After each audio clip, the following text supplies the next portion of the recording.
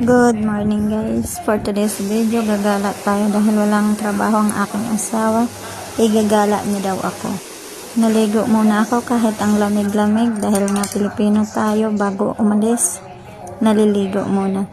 Ayan, naglagay ako ng konting pintura sa mukha kasi minsan sinasabing pupunta lang ng labas. Pero yun pala may pupuntahang bahay. Para formal naman nahaharap sa mga kamag-anak niya, ay nag-ayos-ayos ako ng konti. Lalaki babae pa naman, nagbibiso-biso. Nako, Diyos ko, nahihiya ako minsan. Kanina pa sila naghihintay sa akin sa baba. Matagal talaga ako maligo, mga 1 hour. Wala akong idea kung saan kami pupunta. Baka mamasyal at mamili. Ako ang unang nagising pero ako pa rin ang hinihintay nila dahil ang tagal matuyo ng buhok ko.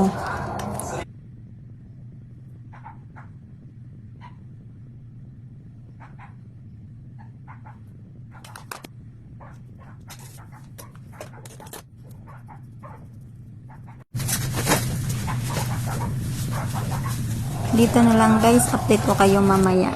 Bye bye.